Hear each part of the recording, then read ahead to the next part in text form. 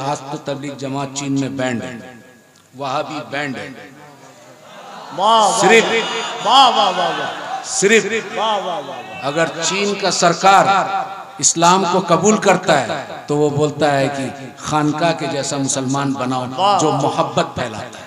वाह, नारे तकबीर, नारे रिसालत, मसलके आला हजरत, मसलके अहले सुन्नत।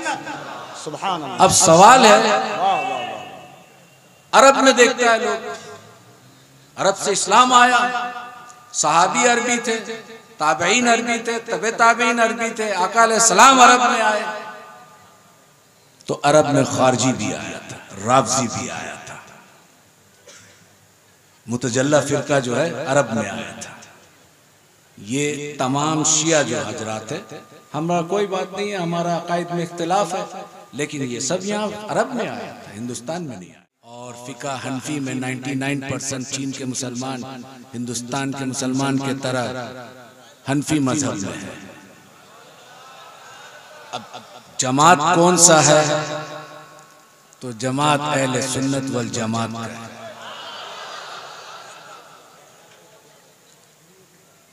आज से 250 साल पहले 4 बुजुर्ग हिंदुस्तान आए थे चीन से, उनको सिलसिला नक्शबंदिया मुजद्दिदिया में बैत किए, खिलाफत दिए।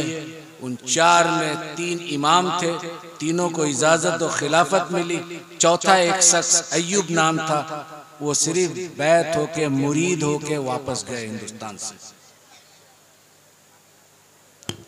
ये 3 शख्स जिसको खिलाफत मिली थी, उनका नाम है सैयद दाऊद रहमतुल्लाह अलैह, शाह कमालुद्दीन नक्शबंदी रहमतुल्लाह अलैह, शाह शमसुद्दीन रहमतुल्लाह अलैह।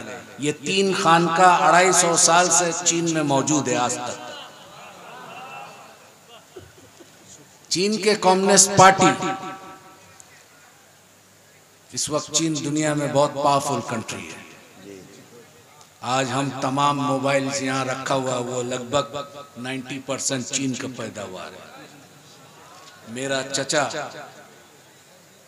नक्शबंदी सिलसिला के बहुत बड़े मशाइख थे, 12 से 12.5 लाख मुरीद था। सुभान अल्लाह, सुभान अल्लाह। उन्होंने हमें तरबियत दी।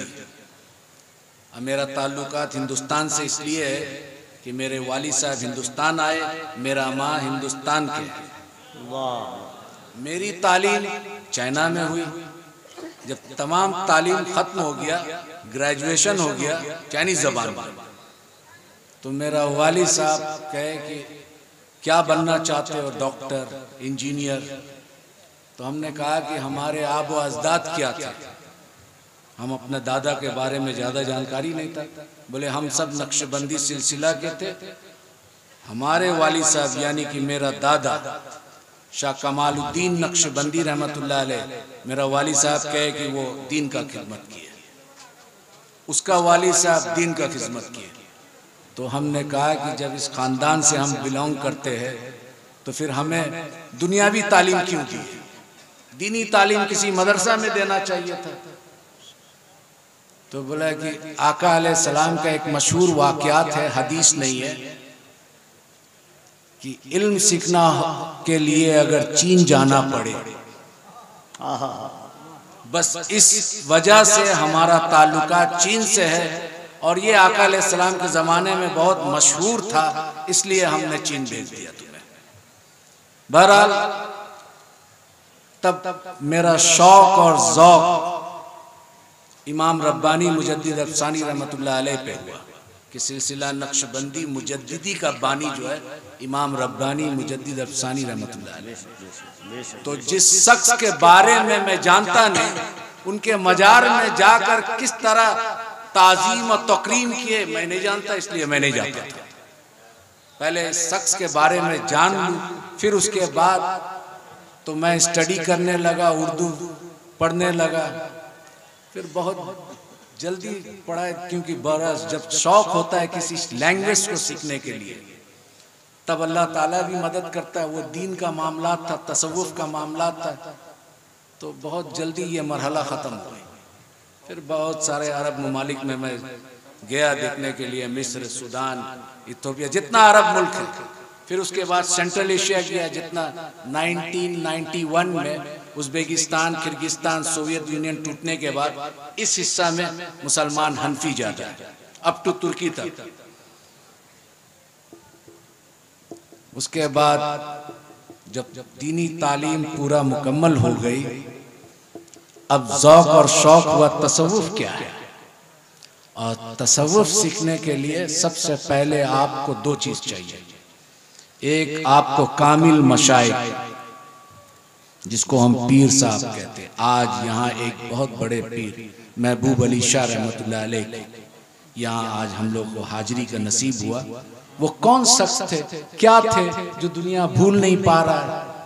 वो पूरी जिंदगी तसव्वुफ़ के बुजुर्ग थे।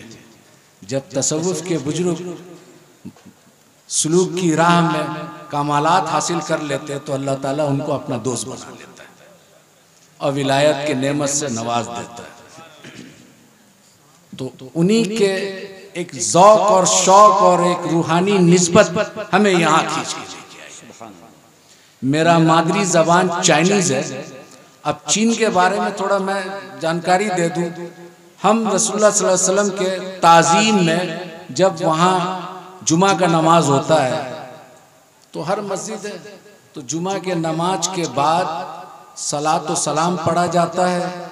और जब सलात व सलाम पढ़ा जाता है, अगर ये गांव साइड में मस्जिद है तो वो किसान लोग खेती करता है, कुछ लोग गाड़ी से जाता है। तो जब ये सलात व सलाम पढ़ा जाता है और इसका आवाज जहां तक जाता है, औजार छोड़ के खड़े हो जाते हैं। सुभान अल्लाह, सुभान अल्लाह। मैं ऐसा ताज़ीम दुनिया के किसी भी मुख्तलिफ इलाकों में सफ़र का हासिल किया, लेकिन देखा नहीं। तो फिर मेरा दिल, ये इतना चाइनीज़ लोग, इतना मोहब्बत और इतना ताज़ीम और तौक़ीर। तो वो पता चला स्टडी करके कि ये 3 खानका जो बनाए थे उसी की कमालात है। अब सवाल उठा, क्योंकि तबलीग जमात के लोग भी चीन पहुंचे थे, पाकिस्तान से उनका ताल्लुकात अच्छा था, तो जुमा के टाइम ये लोग बैठे रहते थे। तो मेरा चचा बोला कि ये पाकिस्तान का और हिंदुस्तान का भाषा तुम लोगों का एक ही है। हम बोला लगभग एक ही है, उर्दू बोलते हैं, हम हिंदी बोलते हैं। तो बोला समझ सकते हैं? बोला हाँ। तो इन लोगों को कहो कि आइंदा हमारे मस्जिद में ना आए, नमाज पढ़ के चले जाए, दीन ना लेके आए। क्या सिखाने आया? बोले क्यों? बोला हज़रत साद बिन अबू वक्कास रजी अल्लाह ताला अन्हु चीन में आ चुके थे, उसके दीन को हम पकड़ेंगे, इनसे कह देना कि तुम अपना दीन मुबारक को ले जाओ। तो बोले कि नहीं, ये नमाज में बैठना और सलात व सलाम पढ़ना खड़ा कहाँ से साबित है, दलील दीजिए। वो तबलीग जमात के 16 आदमी थे। आज तो तबलीग जमात चीन में बैंड है, वहाबी बैंड है। सिर्फ अगर चीन का सरकार इस्लाम को कबूल करता है तो वो बोलता है कि खानका के जैसा मुसलमान बनाओ जो मोहब्बत फैलाता है। वाह, नारे तकबीर, नारे रिसालत, मसलके आला हजरत, मसलके अहले सुन्नत। सुभान अल्लाह। अब सवाल है, अरब में देखता है लोग, अरब से इस्लाम आया, सहाबी अरबी थे, ताबईन अरबी थे, तबे ताबईन अरबी थे, आका अलैहिस्सलाम अरब में आए। तो अरब में खारजी भी आया था, राफजी भी आया था, मुतजल्ला फिरका जो है अरब में आया था। ये तमाम शिया जो हजरात है, हमारा कोई बात नहीं है, हमारा अकायद में इख्तिलाफ है, लेकिन ये सब यहाँ अरब में आया था, हिंदुस्तान में नहीं आया था। तो सवाल उठा, जब स्टडी किया तो ये लोग ज्यादा जो अहले सुन्नत से निकले, मेन स्ट्रीम अहले सुन्नत है, सवाद आजम, लेकिन इससे जो साखे निकला मुख्तलिफ फिरकों में बटा। वो तमाम के तमाम फिरका कुरान से दलाइल देते हैं। अब ये तबलीग जमात के लोग बोलते हैं कि खड़ा होके साबित करो, ये करो, वो करो। तो हमने उसको पूछा, जवाब दिया, देखिए मेरा चचा यहाँ के ये है और पीर साहब है और वो पसंद नहीं करते, लिहाजा आप लोग यहाँ दीन फैलाने ना आए। क्यों? आप दलील से बात कीजिए। आका अलैहिस्सलाम इमाम शाफी ने इसकी जवाब दे दी। इमाम शाफी रहमतुल्लाह अलैह फरमाते हैं कि हम बिद्दती उम्मतियों से हदीस लेना बंद कर दिया।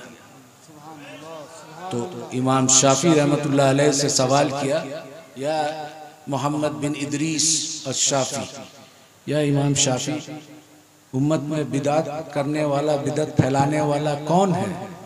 बोलता है तुम्हें मालूम नहीं? उम्मत में बदतरीन उम्मत वो है जो आका अलैहिस्सलाम की ताजीम के लिए दलील के कायल है, दलील ढूंढता है। आका अलैहिस्सलाम के ताजीम के लिए जो दलील मांगे वो इमाम शाफी के नजदीक बदतरीन उम्मत है। जवाब दे दिए। तो हमने उनसे वही दोहराया इमाम शाफी के कौल को कि भाई इमाम शाफी ने इसका जवाब दे दिया, अब क्या कहते हैं? बोला नहीं आप दलील दीजिएगा। हम बोला देखो ऐसा है, एक हदीस है। बोला आप आलिम हैं? हमने कहा कि नहीं आलिम नहीं है, हम अपने चचा के साथ है, बहुत सारा मुताला किया किताब के। हदीस में एक रिवायत आया है, हजरत बिलाल हबशी रज़ियल्लाहु ताला अन्हु ये हब्स के थे। उस वक्त हब्स आज के जो है इथोपिया कहलाता है। तो इथोपिया से 12-14 आदमी आका अलैहिस्सलाम मस्जिद नबवी में आए थे। आने के बाद उन लोग आका अलैहिस्सलाम और हजरत अबू बकर सिद्दीक, उमर फारूक रज़ियल्लाहु ताला अन्हु, उस्मान गनी सब बैठे हुए साहबा। तो ये जो अफ्रीका के लोग 7 फुट 6.5 फुट के लंबा मोटा चौड़ा बॉडी का, ये सब जो है जिस तरह खाना काबा का तवाफ करते हैं उसी तरह आका अलैहिस्सलाम बैठे हुए और चारों यार सब साहबा बैठे हुए। वो एक तरफ उठ के एक पांव उठा के मोहम्मद बिन साले, मोहम्मद बिन साले, और एक हाथ उठा रहे, एक हाथ ऐसा कर रहे और ऐसा घूम रहे।